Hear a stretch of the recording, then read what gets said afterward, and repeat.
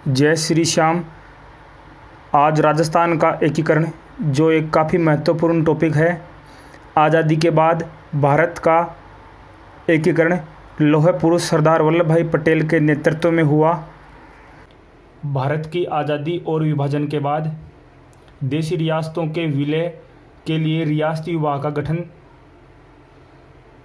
सरदार वल्लभ भाई पटेल के नेतृत्व में किया गया। शुरुआती टॉपिक में कुछ इम्पोर्टेंट लाइन है जो आपको याद करनी है।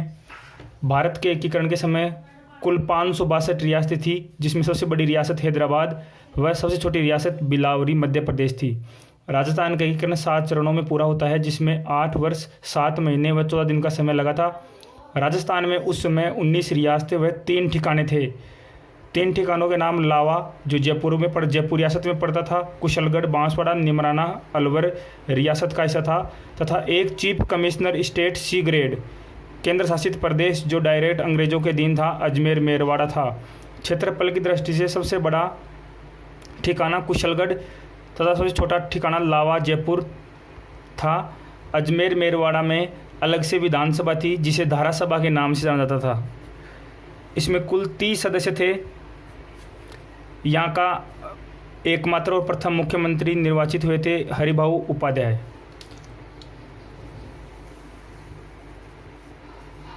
नीचे रियासतों के बारे में कुछ महत्वपूर्ण उल्लेख हैं। सबसे प्राचीन रियासत मेवाड़, सबसे नवीन रियासत झालावाड़ थी, जो कोटा से अलग होकर बनाई गई थी। एकीकरण के समय केंद्र शासित प्रदेश अजमेर मेरवाड़ा।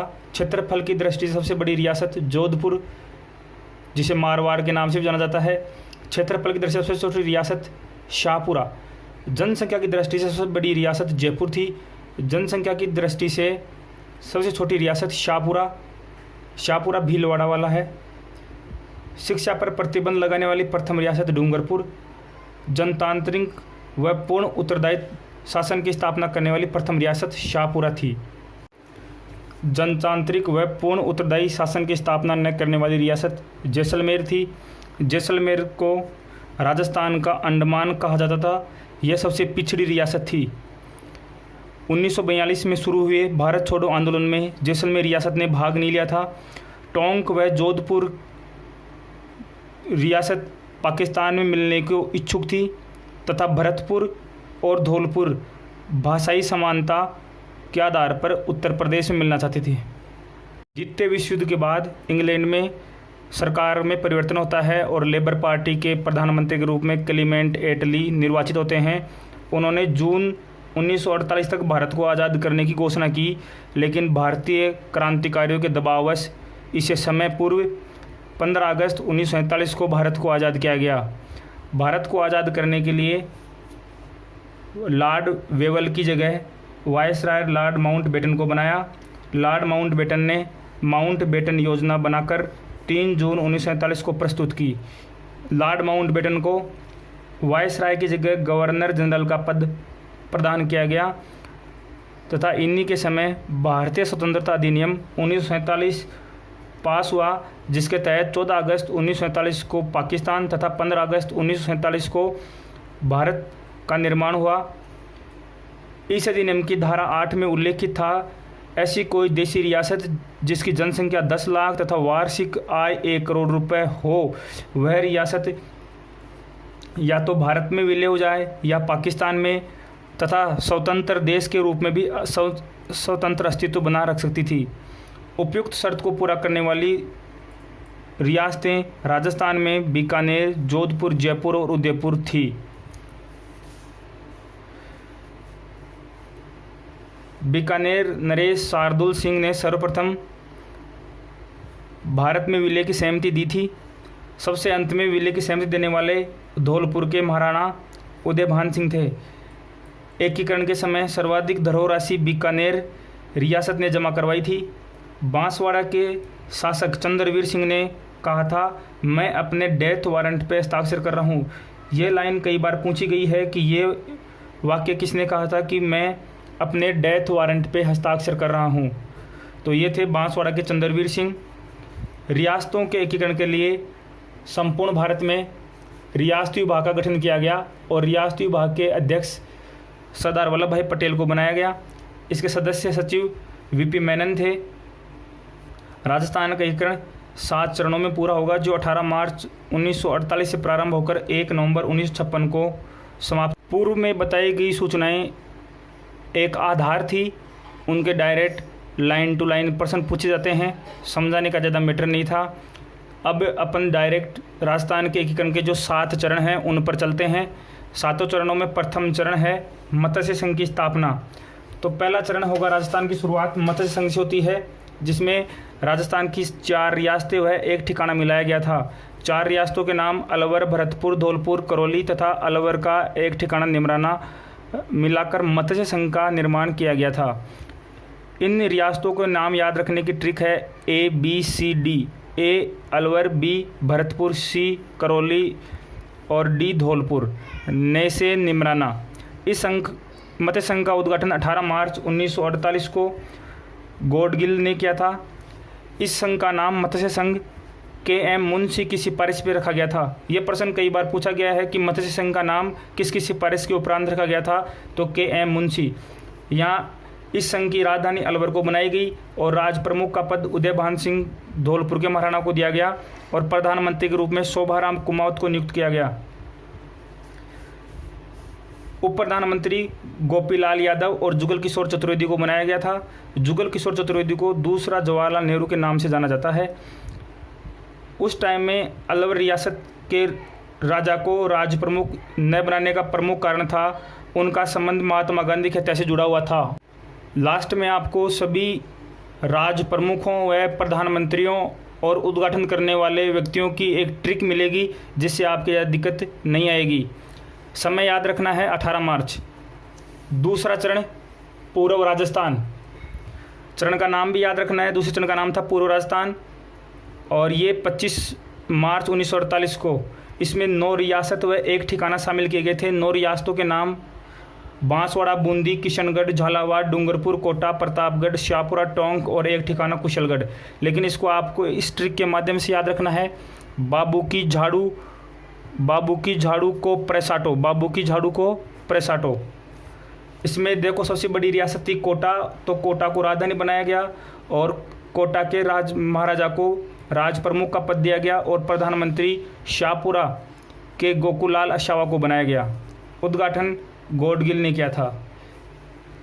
तीसरा चरण, तीसरे चरण में जो दूसरा चरण था पूर्व राजस्थान, उसमें उदयपुर रियासत या मेवाड़ रियासत को जोड़ा गया। अब बड़ी रियासत के रूप में मेवाड़ शामिल हो गया, तो राजधानी उदयपुर को बनाया गया। उदयपुर के महाराणा भोपाल सिंह को राज प्रमुख का पद दिया गया। कोटा के महाराव भीम सिंह को उपराज प्रमुख का पद दिया गया और प्रधानमंत्री पद माणिक्य लाल वर्मा को दिया गया। इसका उद्घाटन जवाहरलाल नेहरू ने किया था। चतुर्थ चरण वृहद राजस्थान, वृहद राजस्थान 30 मार्च 1949। देखो राजस्थान की बड़ी बड़ी रियासतें, 4 बड़ी रियासतें इसमें मिलेगी, इसलिए इसका नाम है वृहद राजस्थान। चौथा चरण है जयपुर, जोधपुर, जैसलमेर और बीकानेर, 4 बड़ी रियासतें तथा एक ठिकाना लावा राजस्थान में शामिल हुआ। इसमें याद करने की ट्रिक है ट्रिपल JB से आसानी से याद हो जाएगा। जयपुर को राजधानी सत्यनारायण राव समिति की सिफारिश पर बनाया गया था। अब जयपुर रियासत सबसे बड़ी थी, इसलिए जयपुर को राजधानी बनाया गया और जयपुर के महाराजा मान सिंह द्वितीय को राज प्रमुख का पद दिया गया। मेवाड़ के महाराणा भोपाल सिंह को संतुष्ट करने के लिए उन्हें महाराज प्रमुख पद पर नियुक्ति दी गई और उपराज प्रमुख भीम सिंह कोटावाले को रखा गया और प्रधानमंत्री के रूप में जयपुर के हीरालाल शास्त्री को नियुक्त किया गया। इस चरण का उद्घाटन वल्लभ भाई पटेल ने 30 मार्च 1949 को जयपुर में किया था। यह राजस्थान का सबसे बड़ी रियासतों का विलय था, इसलिए इसे राजस्थान दिवस के रूप में मनाते हैं। तो राजस्थान दिवस प्रत्येक 30 मार्च को मनाया जाता है। इस चरण में 5 प्रमुख विभाग स्थापित किए गए थे, जिसमें शिक्षा विभाग बीकानेर में, न्याय विभाग जोधपुर में और वन व सहकारी विभाग कोटा में, कृषि विभाग भरतपुर में स्थापित किया गया था। खनिज विभाग और कस्टम एक्साइज विभाग उदयपुर में स्थापित किया गया था। 5वां चरण संयुक्त वृहद राजस्थान, इसमें वृहद राजस्थान चतुर्थ चरण और प्रथम चरण को मिलाया गया। चतुर्थ चरण का नाम था वृहद राजस्थान और प्रथम चरण का नाम था मत्स्य संघ। इनको मिलाकर संयुक्त वृहद राजस्थान का निर्माण किया गया। इसका उद्घाटन 15 मई को हुआ। भरतपुर और धौलपुर भाषाई आधार पर उत्तर प्रदेश में मिलने के इच्छुक थे।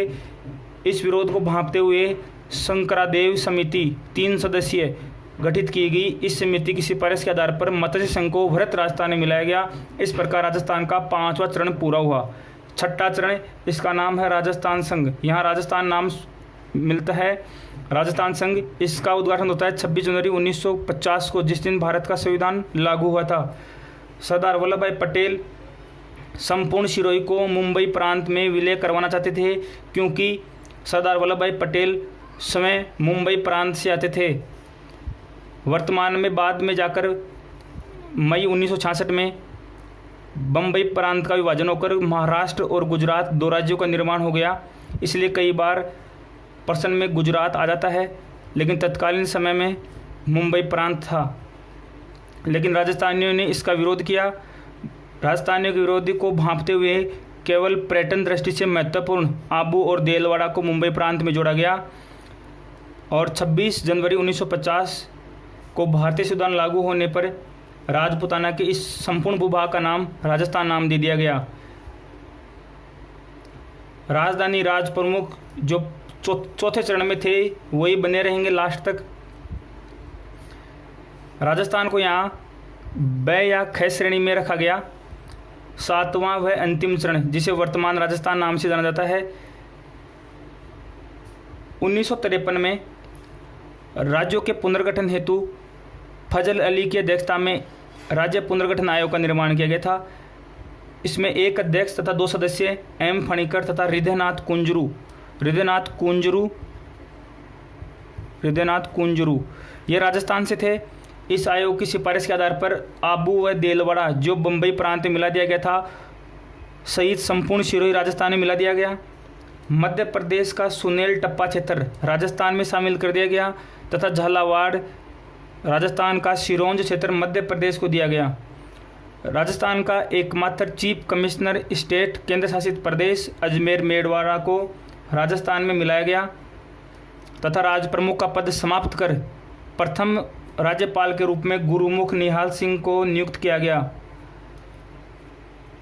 सर्वाधिक वेतन यानी प्रिवी पर्स जयपुर के महाराजा मान सिंह को देना तय किया गया। अंतिम चरण के उपरांत राज्यपाल के रूप में गुरुमुख निहाल सिंह को नियुक्त किया गया। मुख्यमंत्री मोहनलाल सुखाड़िया को बनाया गया। राजस्थान के एकमात्र मनोनीत व निर्वाचित मुख्यमंत्री दोनों का दर्जा प्राप्त करने वाले जयनारायण व्यास थे। लास्ट में याद करने की ट्रिक, तो राज प्रमुख के रूप में राजा उदय भीम भोमा है। उदय से उदय भान सिंह, भी से भीम सिंह, भो से भोपाल सिंह, माँ से मान सिंह द्वितीय। उदय भान सिंह प्रथम चरण, भीम सिंह द्वितीय चरण, भोपाल सिंह तृतीय चरण और मान सिंह द्वितीय चतुर्थ चरण वृहद राजस्थान के राज प्रमुख बनाए जाते हैं। उद्घाटनकर्ता प्रथम 2 चरणों के उद्घाटन नरहरि गौडगिल द्वारा किए जाएंगे। तृतीय चरण का उद्घाटन चाचा नेहरू द्वारा। चतुर्थ चरण वृहद राजस्थान का उद्घाटन सरदार वल्लभ भाई पटेल लौह पुरुष द्वारा किया जाएगा। प्रधानमंत्री के रूप में शोजी माही प्रधानमंत्री है। शो का मतलब शोभाराम कुमावत, जी का मतलब गोकुल लाल असावा, माँ का मतलब माणिक्य लाल वर्मा, ही का मतलब हीरा लाल शास्त्री। प्रथम चरण मत्स्य संघ के प्रधानमंत्री शोभाराम कुमावत। दूसरे चरण पूर्व राजस्थान के प्रधानमंत्री गोकुल लाल असावा। तृतीय चरण संयुक्त राजस्थान के प्रधानमंत्री माणिक्य लाल वर्मा तथा चतुर्थ चरण में हीरालाल शास्त्री जयपुर को प्रधानमंत्री नियुक्त किया गया। चतुर्थ चरण के बाद राज प्रमुख राजधानी छठे चरण तक सेम रहेगी। 7वें चरण में राज प्रमुख पद समाप्त करके राज्यपाल पद की स्थापना की जाएगी, जबकि राजधानी के रूप में जयपुर बनी रहेगी।